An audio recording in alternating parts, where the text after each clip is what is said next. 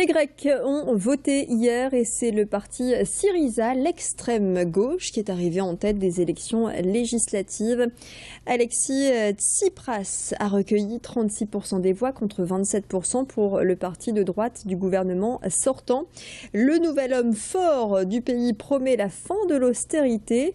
Il rate de peu la majorité absolue avec 149 sièges remportés sur 300.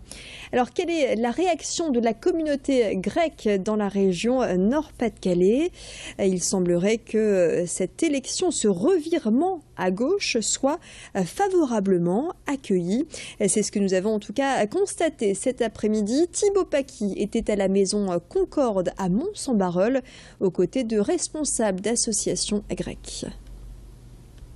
C'est vrai, moi c'est ce que j'ai considère que tout est bien, mais bon, comme on dit, on n'aura pas ce gouvernement une baguette magique pour donner un coup de changement.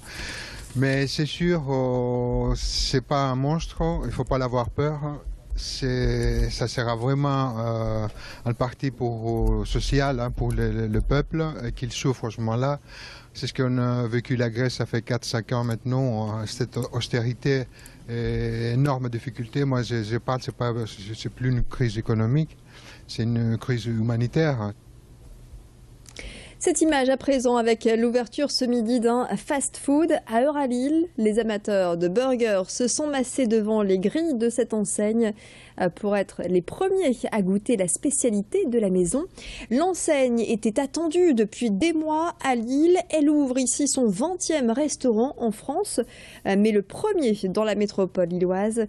L'arrivée du roi du burger a permis l'embauche de 150 personnes. Ce midi, Xavier Silly et Rémi Pem étaient aux côtés des premiers clients. C'est mieux, ça va faire la concurrence, peut-être que ce sera même encore meilleur qu'avant, parce que des fois c'est vrai que quand on voit les hamburgers sur une affiche et quand on les a dans la boîte, c'est pas vraiment la même chose. Bon, peut-être que maintenant ça va s'améliorer. Le Whopper, mythique, classique, c'est comme ça que j'ai connu Burger King, grâce au Whopper, et voilà, c'est un truc qui me fait plaisir. En fait, Burger King, ce qui est pas mal, c'est que les crudités soient vraiment fraîches, que la viande soit vraiment grillée. Bah ouais, parce que la France, c'est comme les autres pays, il faudrait en avoir autant dans les mêmes, quoi. Surtout que Burger King, il est meilleur que les autres. Ça donne un renouveau un peu pour les jeunes, c'est sympa de ne pas payer trop cher et de manger quelque chose de sympa. Mais bon, après, voilà, il faut pas trop en abuser non plus parce que c'est plutôt gras, quoi. Et en ce lundi, c'était justement notre question du jour sur Grand Lille TV en partenariat avec la radio Métropolis. Comptez-vous faire partie des premiers clients de cette chaîne de restauration rapide? Vous avez voté toute la journée. Il est 18h passé de 3 minutes. Voici vos résultats. Vous nous avez répondu oui à 28%, non à 72%. Allez, on enchaîne avec ces images sans aucune transition, celle de cette porcelée née il y a tout juste une semaine. Une portée de taille qui n'est pas rare chez les porcs. Nous sommes ici à la ferme pédagogique Marcel Dénin à Lille. Cette porcelée de la race des cochons blancs de l'Ouest, une race menacée qui se caractérise par une peau blanche qui vire légèrement au rosé avec, vous le voyez, ses oreilles tombantes. Toute la famille se porte bien. Fanny Bourdillon a rendu visite au propriétaire de la ferme, fière de cette nouvelle portée. Une naissance multiple réussie à seulement 2 pas de Ralil. Dans les semaines qui suivent, donc déjà ils vont rester au moins 2 mois sur la ferme, le temps du sevrage. Et puis ensuite, 2 des femelles vont partir au musée de plein air à Villeneuve d'Ascq. Et le reste des cochons, des porcelets, sont réservés par des éleveurs qui avaient rencontré la truie au salon de l'agriculture l'année dernière à Paris. Parce qu'elle a gagné le prix suprême de sa race en fait. Donc c'est une très bonne génétique que les éleveurs étaient très contents de pouvoir amener chez eux. C'est une semaine spéciale Marc en Barœul sur Grand Lille TV et ce soir, gros plan sur les travaux de la piscine. En chantier depuis le 8 décembre, la piscine municipale va retrouver une seconde jeunesse. Au programme, travaux d'isolation, nouvel éclairage, rénovation de l'accueil et des vestiaires. Coût du chantier, 200 000 €. Un investissement indispensable selon la mairie pour un bâtiment qui date de 1973 et qui reçoit chaque année jusqu'à 190 000 visiteurs. Explication complémentaire au micro de Thibaut Paquis. Il y a deux niveaux de travaux. Il y a d'abord l'entretien récurrent, c'est-à-dire toute la partie hydraulique qui fait en sorte que la piscine doit fonctionner dans la phase traitement, la phase filtration. Et ensuite, on en a profité pour travailler sur une phase d'isolation et, comme le disait Madame Goub, au niveau des économies d'énergie. L'important pour nous, c'est de maîtriser ce budget qui fait que, je vais dire, augmenter avec les inflations successives. Et l'important, c'est de garder un équipement qui reste rationnel au niveau de ses charges en énergie. Au niveau des bassins et autres, ils sont déjà normés et réglementaires, donc il n'y a pas de raison d'y toucher. On va travailler sur l'isolation, l'économie d'énergie au sens de l'électricité et toute la partie fonctionnement. Et c'est la fin de ce flash. Merci de l'avoir suivi. Tout de suite, retrouvez les prévisions météo, la tendance de cette semaine et puis l'infotrafic. Bon début de soirée.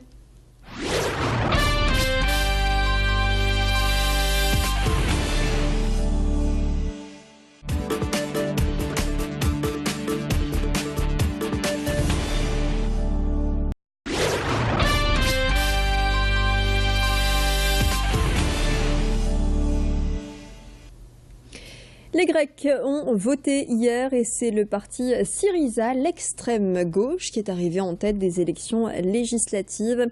Alexis Tsipras a recueilli 36% des voix contre 27% pour le parti de droite du gouvernement sortant. Le nouvel homme fort du pays promet la fin de l'austérité. Il rate de peu la majorité absolue avec 149 sièges remportés sur 300. Alors, quelle est la réaction de la communauté grecque dans la région Nord-Pas-de-Calais? Il semblerait que cette élection, ce revirement à gauche, soit favorablement accueilli.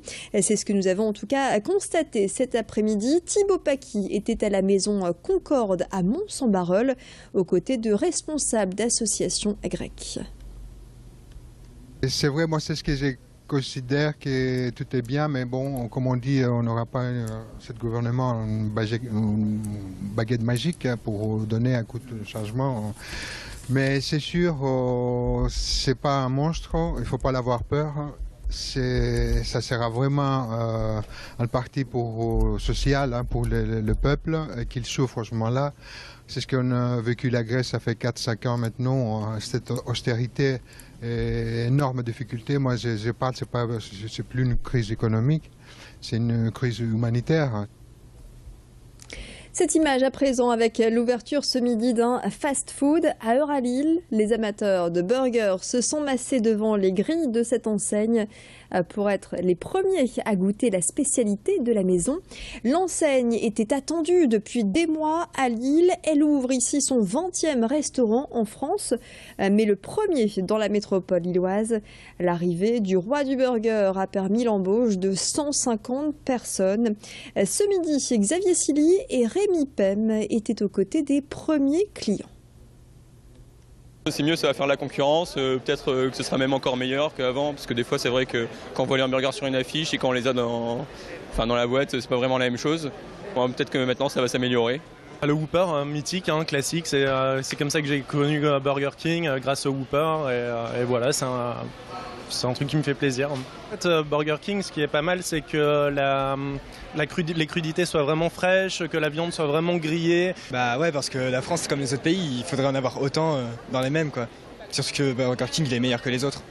Ça donne un renouveau un peu pour les jeunes, c'est sympa de ne pas payer trop cher et de manger quelque chose de sympa, mais bon après, voilà, il faut pas trop en abuser non plus parce que c'est plutôt gras, quoi. Et en ce lundi, c'était justement notre question du jour sur Grand Lille TV en partenariat avec la radio Métropolis. Comptez-vous faire partie des premiers clients de cette chaîne de restauration rapide? Vous avez voté toute la journée. Il est 18h passé de 3 minutes. Voici vos résultats. Vous nous avez répondu oui à 28%, non à 72%. Allez, on enchaîne avec ces images sans aucune transition, celle de cette porcelée née il y a tout juste une semaine. Une portée de taille qui n'est pas rare chez les porcs. Nous sommes ici à la ferme pédagogique Marcel Denain à Lille. Cette porcelée de la race des cochons blancs de l'Ouest, une race menacée qui se caractérise par une peau blanche qui vire légèrement au rosé avec, vous le voyez, ses oreilles tombantes. Toute la famille se porte bien. Fanny Bourdillon a rendu visite au propriétaire de la ferme, fière de cette nouvelle portée. Une naissance multiple réussie à seulement 2 pas de Ralil. Dans les semaines qui suivent, donc déjà ils vont rester au moins 2 mois sur la ferme, le temps du sevrage. Et puis ensuite, 2 des femelles vont partir au musée de plein air, à Villeneuve d'Ascq. Et le reste des cochons, des porcelets, sont réservés par des éleveurs qui avaient rencontré la truie au salon de l'agriculture l'année dernière à Paris. Parce qu'elle a gagné le prix suprême de sa race en fait. Donc c'est une très bonne génétique que les éleveurs étaient très contents de pouvoir amener chez eux. C'est une semaine spéciale Marc en Barœul sur Grand Lille TV et ce soir, gros plan sur les travaux de la piscine. En chantier depuis le 8 décembre, la piscine municipale va retrouver une seconde jeunesse. Au programme, travaux d'isolation, nouvel éclairage, rénovation de l'accueil et des vestiaires. Coût du chantier, 200 000 €. Un investissement indispensable selon la mairie pour un bâtiment qui date de 1973 et qui reçoit chaque année jusqu'à 190 000 visiteurs. Explication complémentaire au micro de Thibaut Paquis.